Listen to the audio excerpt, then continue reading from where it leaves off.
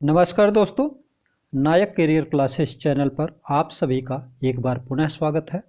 मैं राकेश कुमार नायक। दोस्तों, भारतीय राज्य व्यवस्था के अध्ययन के क्रम में हम भारत का संवैधानिक विकास या कॉन्स्टिट्यूशनल डेवलपमेंट ऑफ इंडिया पढ़ रहे हैं। भारत का संवैधानिक विकास किन चरणों में किस किस क्रम में हुआ, इसको हम क्रमबद्ध रूप से 3 वीडियोज में पढ़ेंगे। आपको जैसा कि मालूम होगा, हमने पहले वीडियो में भारत के संवैधानिक विकास के क्रम में पढ़ा था कि चार्टर एक्ट को पढ़ा। चार्टर एक्ट, ये चार्टर एक्ट क्या है? चार्टर का मतलब होता है अधिकार पत्र। तो यह अधिकार पत्र किसको और किसके द्वारा दिया गया? तो पहले वीडियो में इसके बारे में विस्तार से बताया गया है, परंतु संक्षिप्त रूप में यहाँ भी इसकी चर्चा कर देना आवश्यक है, जिससे क्रमबद्धता बनी रहे। तो चार्टर एक्ट जो है यह अधिकार पत्र है, और अधिकार किसको दिया गया? तो ब्रिटेन की महारानी एलिजाबेथ प्रथम के द्वारा ईस्ट इंडिया कंपनी, जिसको संक्षिप्त या प्रचलित नाम जिसका ईस्ट इंडिया कंपनी है, उसको दिया गया था। और जो कंपनी का मूल रूप में जो मूल नाम था वह नाम था company of merchants from England for trading into east Asia. 1599 में कंपनी को यह नाम दिया गया था। ठीक है, तो इस कंपनी को ब्रिटेन की महारानी एलिजाबेथ ने पहले 15 वर्षों के लिए भारत में व्यापार का अधिकार प्रदान किया, और उसके बाद उनके पुत्र जेम्स प्रथम ने कंपनी के इस अधिकार को अनिश्चित काल के लिए बढ़ा दिया। तो इसके क्रम में हमने 1600 और 1726 इन 2 चार्टर एक्ट्स को पढ़ा था। अब आगे हम पढ़ेंगे, जब कंपनी भारत में आ गई, भारत में कंपनी ने अपना व्यापार आरंभ कर दिया, तो धीरे धीरे कंपनी का व्यापार भी बढ़ने लगा और भारत के अनेक क्षेत्रों पर कंपनी का हस्तक्षेप भी बढ़ता गया। और कंपनी के जो अधिकारी थे उन्होंने व्यापार के माध्यम से दुनिया भर का ढेर सारा धन कमाया, और उस ढेर सारे धन के कमा करके उन्होंने भारत में भ्रष्टाचार को भी उत्पन्न किया। तो दोस्तों, ईस्ट इंडिया कंपनी द्वारा बंगाल, बिहार एवं उड़ीसा में सत्ता ग्रहण करके, सत्ता कैसे ग्रहण हुई? इनको बंगाल, बिहार और उड़ीसा में दीवानी का अधिकार प्रदान किया गया था। ठीक है, तो आगे हम अब रेगुलेटिंग एक्ट के अंतर इसको पढ़ते हैं। देखिए, 1757 में प्लासी का युद्ध, प्लासी एक स्थान है जहाँ पर 1757 का युद्ध हुआ था, और इसमें एक तरफ अंग्रेज थे, ठीक है, अंग्रेज़ों का नेतृत्व रॉबर्ट क्लाइव कर रहा था। तो क्लाइव को इस युद्ध में विजय प्राप्त होती है, प्लासी के युद्ध में क्लाइव को विजय प्राप्त होती है। और फिर एक युद्ध होता है 1764 में। इस युद्ध को 1764 के युद्ध को बक्सर के युद्ध के नाम से जानते हैं। तो 1757 में प्लासी का युद्ध और 1764 में बक्सर के युद्ध में जब विजय प्राप्त हो गई, तो विजय के बाद भारत में कंपनी का जो स्वरूप था वो पूरी तरह से बदल गया। अब कंपनी सिर्फ एक व्यापारिक कंपनी, यानी कि व्यापारिक शक्ति न रह करके कंपनी अब राजनीतिक शक्ति भी बन गई, यानी कंपनी को राजनीतिक शक्ति भी मिल गई। ठीक है, तो जब राजनीतिक शक्ति मिल गई और कंपनी के अधिकारियों ने यहाँ पर रिश्वत के रूप में और अंधाधुंध कमाई के द्वारा बहुत सारा धन इकट्ठा कर लिया, और इनको इंग्लैंड में नवाब के नाम से जाना जाने लगा, और इन्हें इंग्लैंड में भी हेय दृष्टि से देखा जाने लगा। ठीक है, और 1765 में रॉबर्ट क्लाइव ने क्या किया? इसने बंगाल में द्वैध शासन लगा दिया। ठीक है, द्वैध शासन लगा दिया, यानी कि कंपनी का भी शासन और बंगाल के नवाब का भी शासन। ठीक है, तो अब उससे क्या हुआ कि भ्रष्टाचार जो था, ये ब्रिटिश सरकार को इससे राजस्व की हानि होने लगी।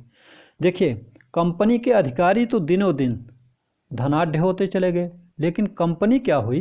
कंपनी की स्थिति एकदम दिवालिया हो गई, कंपनी अंदर से एकदम खोखला होती चली गई। ठीक है। उसके बाद क्या होता है, 1765 में कंपनी को बंगाल, बिहार और उड़ीसा के दीवानी का मतलब होता है जिसमें भू राजस्व वसूली का अधिकार हो।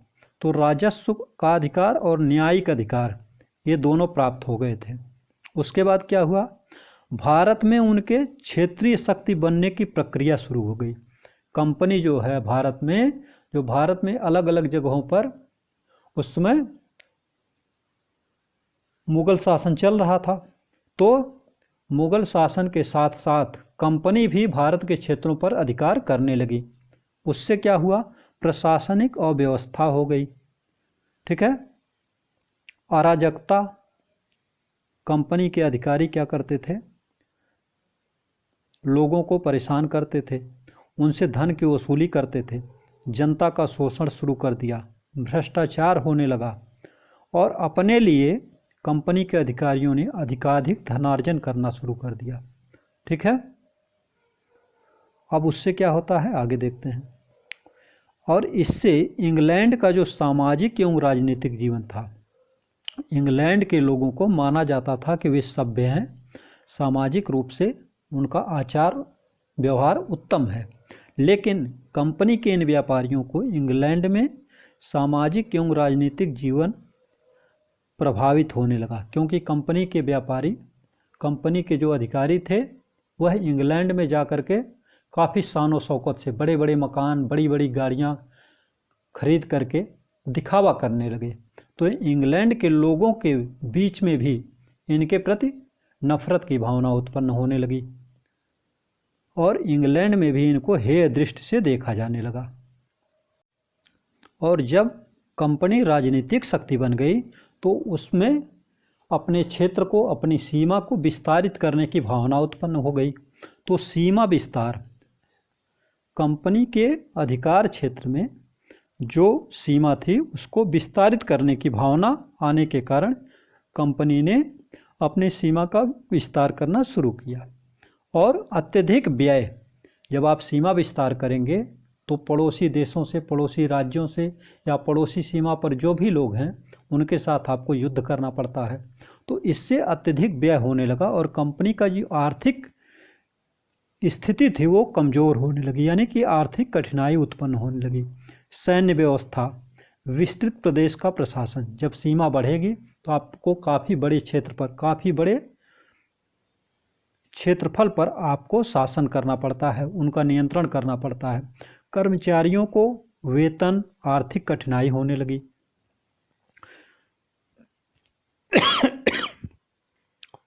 उसके बाद क्या हुआ, देखिए 26 जनवरी 1772 को, तब इन सब चीज़ों से, जब ब्रिटेन की संसद को, ब्रिटेन की सरकार को इन सब चीज़ों की जानकारी हुई तो उसने क्या किया, 26 जनवरी 1772 को ब्रिटिश संसद ने कंपनी के कार्यों की जांच के लिए एक प्रवर या गुप्त कमेटी गठित की।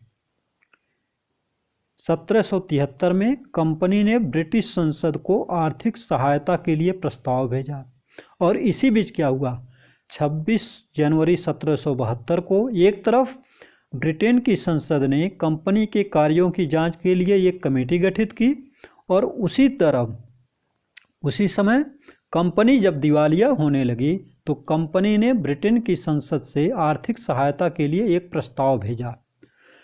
फिर क्या हुआ, 3 मई 1773 को उस कमेटी ने, जिसको कि ब्रिटिश संसद ने गठित किया था, अपनी रिपोर्ट प्रस्तुत किया। ठीक है। अब देखिए रिपोर्ट के बाद क्या होता है।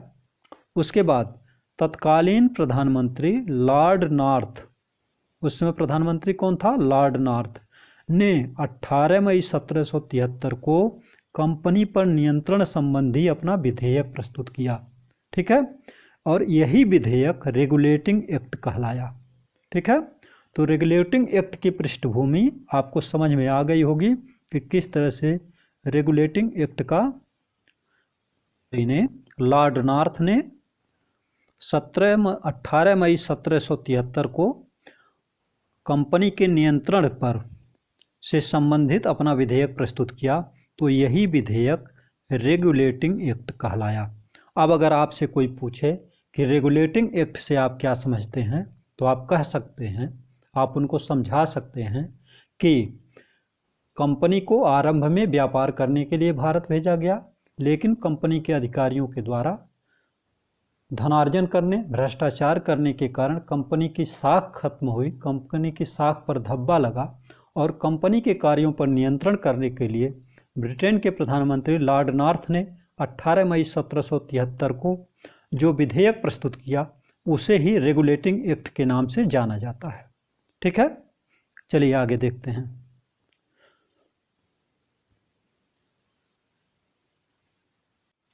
अब देखिए, ब्रिटेन की संसद द्वारा पारित यह रेगुलेटिंग एक्ट कंपनी के भारतीय प्रशासन पर संसदीय नियंत्रण की दिशा में एक महत्वपूर्ण कदम था। तो कंपनी को किस तरह का नियंत्रण? कंपनी के ऊपर संसदीय नियंत्रण, यानी कि पार्लियामेंट्री कंट्रोल,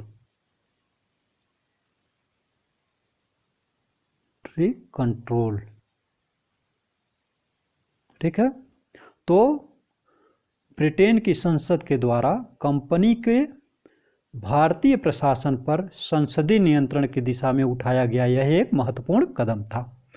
और इस अधिनियम के उपबंध क्या थे? देखिए, इस अधिनियम के उपबंधों को दो भागों में बांटा गया। ऐसी इसमें दो भाग क्यों? कुछ काम भारत में होते हैं और कुछ काम ब्रिटेन में होते हैं, यानी कंपनी पर नियंत्रण लगाने के लिए ही कुछ कार्य भारत में किए जाते हैं और कुछ कार्य इंग्लैंड में किए जाते हैं। ठीक है, तो ऐसे उपबंध जिनका प्रवर्तन इंग्लैंड में होना था, तो कुछ का इंग्लैंड में प्रवर्तन होना था और कुछ उपबंधों का प्रवर्तन भारत में होना था। जिनका प्रवर्तन यहाँ छूट गया है, ये भारत हो जाएगा, यहाँ भारत में होना था। और आगे बढ़ते हैं। अब देखिए प्राविधान। तो इस अधिनियम के जो मूल प्राविधान थे ये क्या थे, आइए देख लेते हैं। बंगाल का गवर्नर, पहले क्या था, बम्बई, मद्रास और कलकत्ता या बंगाल की प्रेसिडेंसियों पर गवर्नर जनरल को बैठाया गया था। कंपनी जब आई तब गवर्नर बैठाए गए थे, लेकिन अब क्या किया गया, बंगाल के गवर्नर को अब गवर्नर जनरल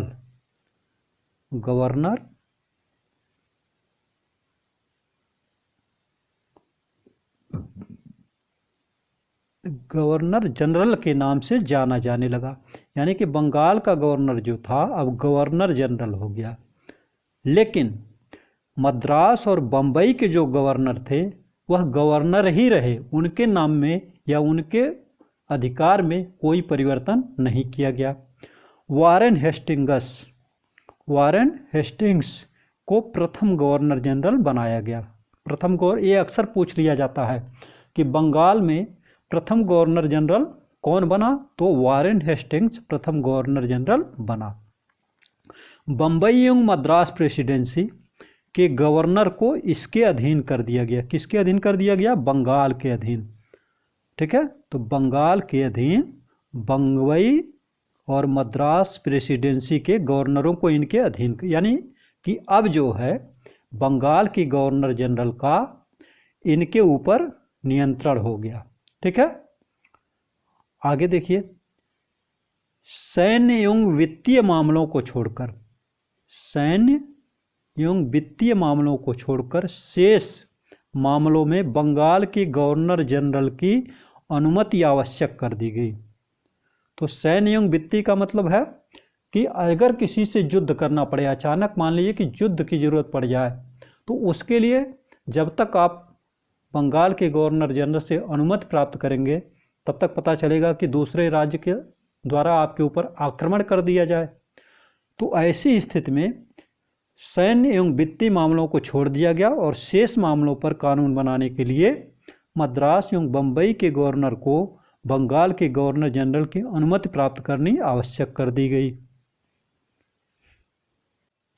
अब सबसे महत्वपूर्ण परिवर्तन क्या हुआ, देखिए।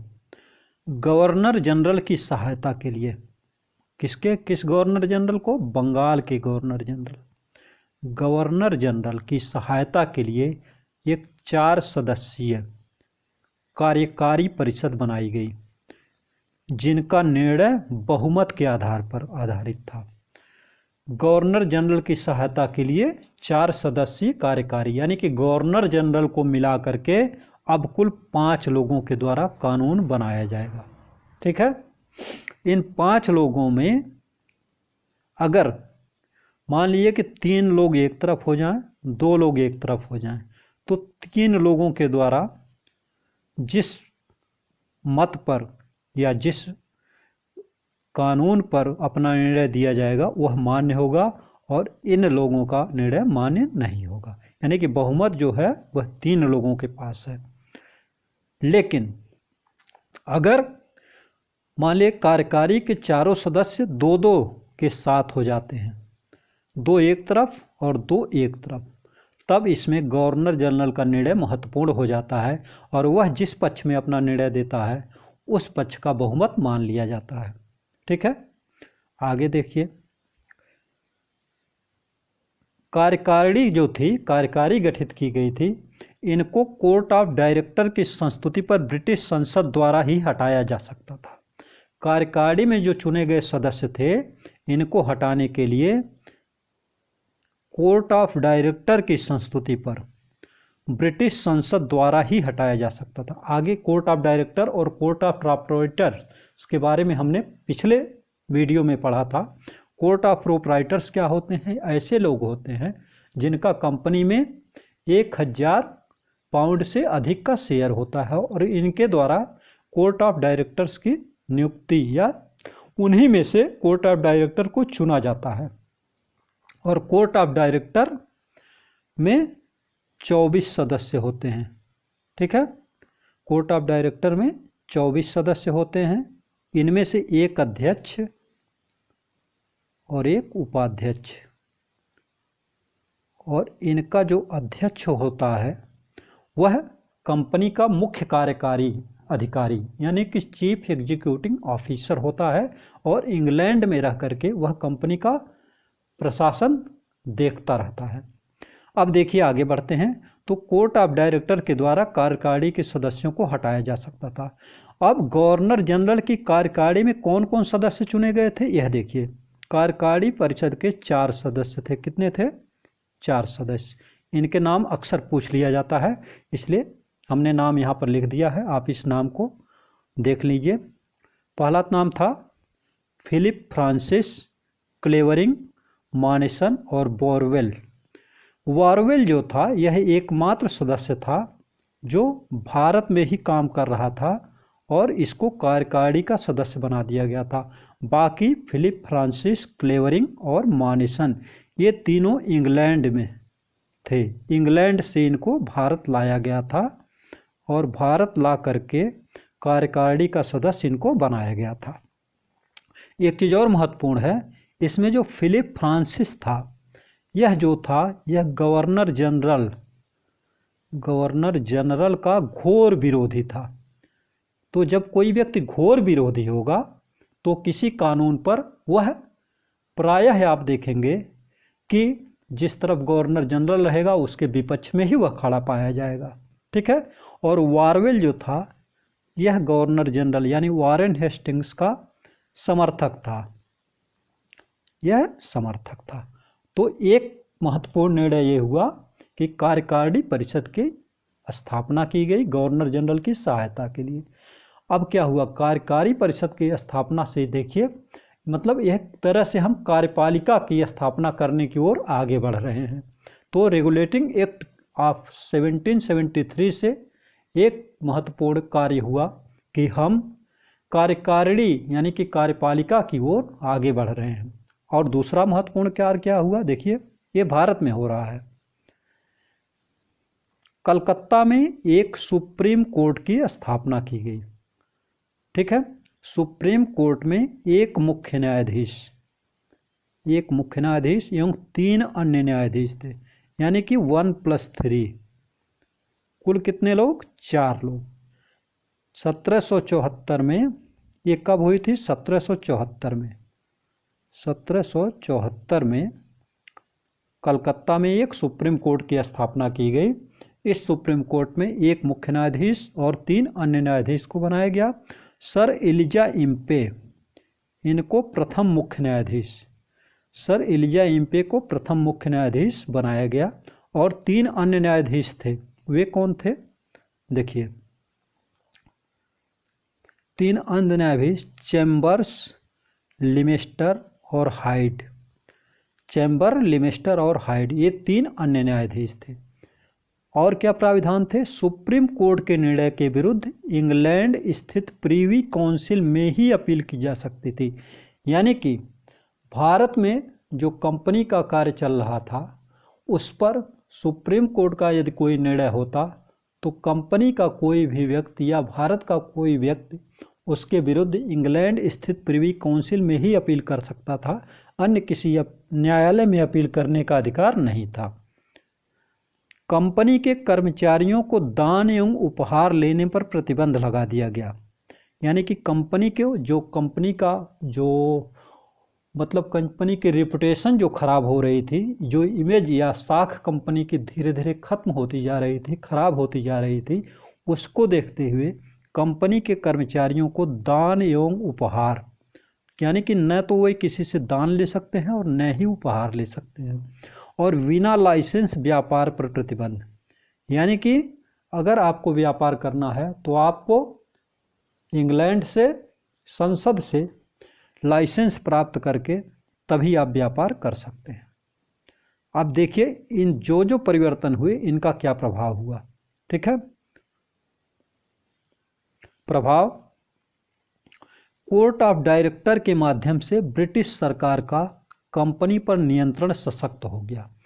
ब्रिटिश संसद यानी कि ब्रिटिश सरकार ने कंपनी के ऊपर जो नियंत्रण लगाया वो किसके माध्यम से लगाया? कोर्ट ऑफ डायरेक्टर के माध्यम से। कोर्ट ऑफ डायरेक्टर को कंपनी के राजस्व, नागरिक एवं सैन्य मामलों की जानकारी ब्रिटिश सरकार को देना आवश्यक कर दिया गया। इसका एक आशय और है, देखिए अगर कंपनी को ब्रिटिश सरकार से पत्र व्यवहार करना होता था तो कंपनी का अधिकारी पहले कोर्ट ऑफ डायरेक्टर को पत्र लिखता था, फिर कोर्ट ऑफ डायरेक्टर उस पत्र को या उस सूचना को संसद तक पहुंचाती थी। ठीक है, अब देखिए ये तो हुआ इंग्लैंड में जो परिवर्तन हुए। भारत में क्या हुआ आगे देखते हैं। भारत में बंगाल जो था वह भारत में प्रशासन का केंद्र बन गया। क्यों बन गया? क्योंकि बंगाल के गवर्नर को गवर्नर जनरल बना दिया गया और मद्रास एवं बम्बई के गवर्नर ही रहे। भारत में केंद्रीय प्रशासन की शुरुआत हुई। ठीक है, 4 सदस्यीय कार्यकारिणी के गठन से कार्यपालिका की शुरुआत। ठीक है, विधायिका, कार्यपालिका, न्यायपालिका, सरकार के ये 3 महत्वपूर्ण अंग हैं। तो कार्यपालिका का गठन होने की शुरुआत हो गई। ठीक है, और यही जो है देखिए संवैधानिक विकास क्या है? संविधान का मतलब होता है जो सरकार के 3 अंग हैं, कार्यपालिका, विधायिका या व्यवस्थापिका और न्यायपालिका, हम उनको या उनकी स्थापना करें और उनके माध्यम से देश का शासन संचालित हो। तो कार्यपालिका की गठन की शुरुआत हो गई। अगला है सुप्रीम कोर्ट की स्थापना से न्यायपालिका का भी उदय हुआ। सुप्रीम कोर्ट की स्थापना हो गई तो न्यायपालिका आ गई। कंपनी के भ्रष्टाचार पर अंकुश लगने लगा। कंपनी के भ्रष्टाचार पर अंकुश लगा। ठीक है, और ब्रिटिश संसद का भारत के शासन में हस्तक्षेप शुरू हुआ और इसीलिए रेगुलेटिंग एक्ट ऑफ 1773 को भारत से शासन से जुड़ा पहला लिखित कानून या संविधान माना जाता है। ठीक है, अब हम आगे पढ़ेंगे 1781 का एक्ट ऑफ सेटलमेंट। इस 1781 के एक्ट ऑफ सेटलमेंट की आवश्यकता क्यों पड़ी? देखिए जब 1773 का एक्ट आया, 1773 का रेगुलेटिंग एक्ट, सुप्रीम कोर्ट की स्थापना हो गई और गवर्नर जनरल की कार्यकारिणी की स्थापना हो गई। तो गवर्नर